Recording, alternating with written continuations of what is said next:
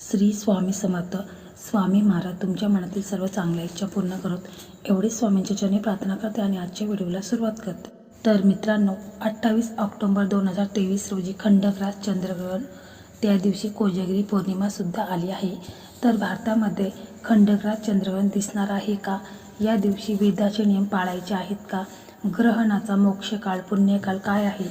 त्याचप्रमाणे गरोदर महिलांनी तसेच लहान मुलांनी हे नियम पाळायचे आहेत. ते कशा प्रकारे पाळायचे आहेत ही संपूर्ण माहिती आपण या आजच्या व्हिडिओमध्ये देणार आहोत. तर व्हिडिओ तुम्ही शेवटपर्यंत पहा आणि तुम्ही चॅनलला सबस्क्राईब केला नसेल तर चॅनलला सबस्क्राईब करा, जेणेकरून माझे असेच नवनवीन व्हिडिओ हे तुमच्यापर्यंत सर्वात आधी पोहोचतील. तर 28 ऑक्टोबर 2023 रोजी कोजागिरी पौर्णिमा आहे. या दिवशी खंडग्रास चंद्रग्रहण आहे. भारतामध्ये संपूर्ण आशिया खंड, रशिया, युरोप, आफ्रिका या संपूर्ण प्रदेशामध्ये हे ग्रहण दिसणार आहे. म्हणजेच भारतामध्ये आपण सर्वांनी ग्रहणाचे वेदाचे नियम हे आपल्याला पाळायचे आहेत. ग्रहण काळामध्ये विशेषतः लहान मुले, वृद्ध, आजारी, अशक्त, त्याचप्रमाणे गरोदर स्त्रिया यांनी विशेष काळजीही घ्यायची आहे. त्याचप्रमाणे त्यांनी ग्रहणाचे नियम हे अवश्य पाळायचे आहेत. मनामध्ये कोणतीही शंका, भीतीही ठेवायची नाही. फक्त जे विशिष्ट काही नियम आहेत ते नियमाचं आपल्याला पालन हे करायलाच हवे. तर चंद्र, पृथ्वी, सूर्य यांची जी खगोलीय स्थिती आहे, ज्यामुळे पृथ्वीवरचं जे वातावरण आहे त्यामध्ये देखील बदल होत असतो. विषाणूंचा संसर्ग देखील वाढू शकतो. त्यासाठी आपल्याला थोडी काळजी घ्यायची असते. त्याचप्रमाणे आता आपण पाहू की ग्रहणाचा पुण्यकाल म्हणजेच ग्रहणाचा स्पर्श कधी होत आहे, ग्रहण संपणार कधी आहे, त्याचप्रमाणे वेदाचे नियम कधी पाळावेत. तेच 28 ऑक्टोबर 2023 कोजागिरी पौर्णिमेच्या दिवशी रात्री 1:05 ग्रहणाचा स्पर्श होत आहे. त्याचा मोक्ष म्हणजे ग्रहण संपेल 2:23 असा एकूण 1 तास 18 मिनिटाचा कालावधी आहे.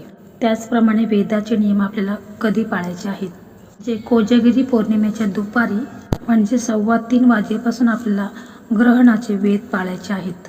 दुपारी 3:15 वाजेपासून सायंकाळी 7:41 पर्यंत.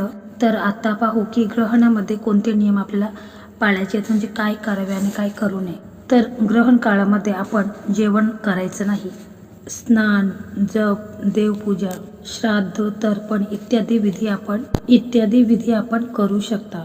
त्याचप्रमाणे पाणी पिणे, झोपणे, मलमूत्र विसर्जित करणे इत्यादी आपल्याला करता येईल. मात्र जो पुण्यकाळ आहे तो रात्री 1:05 पासून 2:23 पर्यंत आहे. या काळामध्ये आपण शक्य असेल तेवढी काळजी घ्यायची आहे. पाणी प्यायचं नाही. आपल्याला जर शक्य असेल तर झोपू नका. त्याचप्रमाणे मलमूत्र विसर्जन हे टाळता आले तर शक्यतो टाळा. त्याचप्रमाणे छोटी मुलं, वृद्ध, अशक्त, आजारी व्यक्ती असेल किंवा गरोदर महिला असेल त्यांनी जास्तीत जास्त काळजी घ्यायची आहे. कारण ग्रहणाचा जो पुण्यकाळ असतो ते रात्री 1 वाजेपासून ते रात्री 2:23 पर्यंत. या दरम्यान पाणी पिऊ नका.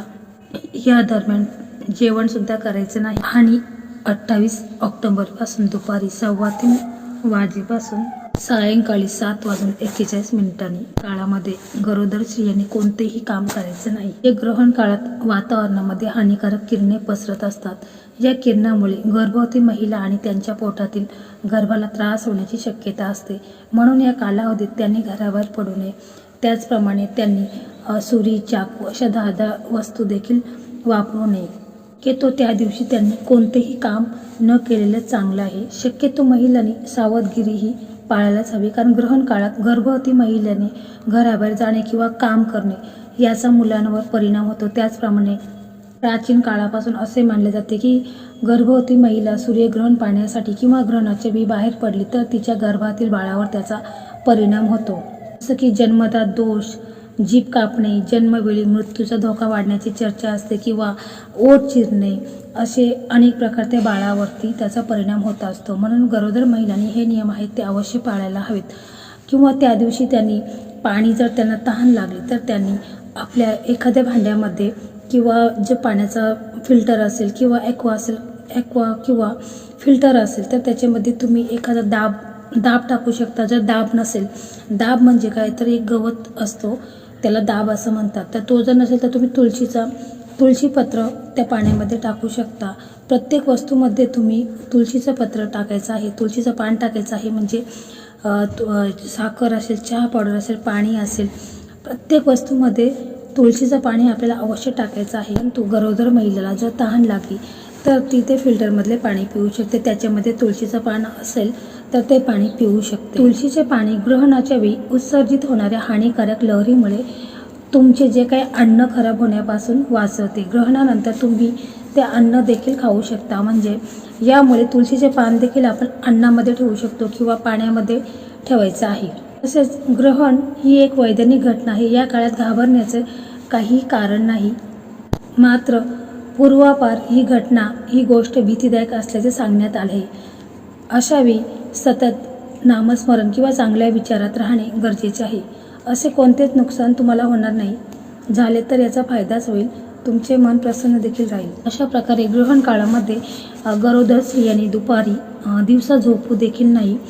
तर हे नियम आहेत ते गरोदर महिलांच्यासाठी आहेत, तर त्यांनी ते अवश्य पाळायचे आहेत. त्याचप्रमाणे आजारी व्यक्ती, लहान मुले यांनी देखील हे नियम पाळायचे आहेत. आपण पाहू की ग्रहण काळामध्ये आपण काय करू शकतो. ग्रहण काळामध्ये आपण देवपूजा, तर्पण, श्राद्ध, एखाद्या देवतेचा जप, दान धर्म करू शकतो. शक्य झालं ग्रहण स्पर्श होताच ग्रहण मोक्ष झाल्यानंतर स्नान करायचं आहे. म्हणजे रात्री 1:05 आणि पहाटे 2:23. शक्य झालं तर नक्की करा. त्याचप्रमाणे ग्रहणाचा जो काळ आहे तो मंत्र साधनेसाठी अत्यंत फलदायी मानला जातो. म्हणजे तुम्ही श्री स्वामी समर्थ महाराजांचा देखील मंत्र म्हणू शकता. श्री स्वामी समर्थ, श्री स्वामी समर्थ असं देखील तुम्ही मंत्रजाप हा करायचा. म्हणजे कोणता ना कोणता तुम्ही मंत्रजाप हा करायचा आहे. कारण ग्रहण काळामध्ये मंत्रजाप याचा खूप आपल्याला लाभ मिळत असतो. म्हणून ग्रहण काळामध्ये मंत्र जाप हा करायचा आहे. त्याचप्रमाणे जर तुम्हाला शक्य असेल तर तुम्ही ओम श्री सोमाय नमः हा मंत्र देखील तुम्हाला म्हणायचा आहे. किंवा गायत्री, लक्ष्मी गायत्री मंत्र हा देखील तुम्ही म्हणू शकता. विष्णू गायत्री मंत्र किंवा कुबेर मंत्र असे देखील तुम्हाला म्हणायचे आहे. जर तुम्हाला शक्य असेल तर तुम्ही म्हणू शकता. असा देखील प्रश्न पडतो की रात्रीची आपण कोजागिरी पौर्णिमा करायची का? तर आपण कोजागिरी पौर्णिमा 12च्या नंतर अवश्य करायची आहे. परंतु जे आपण दूध आटवतो ते दूध आपल्याला फक्त 1 चमचाभर घ्यायचं आहे. म्हणजे प्रसाद म्हणून आपल्याला 1 चमचाभर दूध घ्यायचं आहे. त्याचप्रमाणे उरलेले दूध आहे ते आपण दुसऱ्या दिवशी ग्रहणाचा काळ संपल्यानंतर ते दूध आपण प्राशन करू शकता. ग्रहण काळामध्ये कोजागिरी पौर्णिमा आलेली आहे, त्यामुळे आपल्याला दूध हा शक्यतो प्रसाद म्हणून घ्यायचा आहे. जास्त दूध घ्यायचं नाही. तर ग्रहण काळामध्ये आपण लक्ष्मी गायत्री मंत्र, विष्णू गायत्री मंत्र, कुबेर मंत्र, तर या मंत्रांचं देखील आपण पठण करायचं आहे. कारण त्या दिवशी योगायोगाने कोजागिरी पौर्णिमा आलेली आहे. तर ग्रहणाचा पुण्यकाळ तो रात्रीचे 1 ते पहाटे 2:30 वाजेपर्यंत आहे. म्हणजे 28 ऑक्टोबर रोजी. या दरम्यान झोप, मलमूत्र विसर्जन, प्रमाणे भोजन आणि काम विशेष सेवा इत्यादी कर्म करू नका. त्याचप्रमाणे ब्रह्मचर्याचे देखील पालन करायचं आहे. 28 ऑक्टोबर 2023 कोजागिरी पौर्णिमेच्या दिवशी एक खंडग्रास चंद्रग्रहण आले आहे. तर या चंद्रग्रहणाचा आपण सर्वांनी वेदाचे नियम आहेत ते पाळायचे आहेत. विशेषतः गरोदर महिलांनी हे नियम अवश्य पाळायचे आहेत.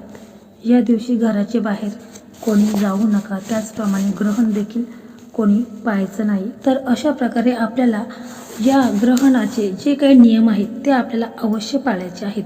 कारण हे जे ग्रहण आहे हे आपल्या भारतामध्ये दिसणार आहे, त्यामुळे याचा आपल्याला त्रास देखील होणार आहे. तर त्यानुसार आपण जर नियम पाळले तर आपल्याला त्याचा त्रास देखील होणार नाही. विशेषतः गरोदर महिला, लहान मुले, वृद्ध व्यक्ती अशांनी हे ग्रहण पाहायचं नाही. त्यांनी तर या नियमाचं जास्तीत जास्त पालन करायचं आहे. तर मित्रांनो, अशा प्रकारे आजचा व्हिडिओ होता. तुम्हाला कसा वाटला कमेंटमध्ये नक्की सांगा. आणि व्हिडिओ आवडला असेल तर लाईक करा, शेअर करा आणि चॅनलला सबस्क्राईब करा. धन्यवाद.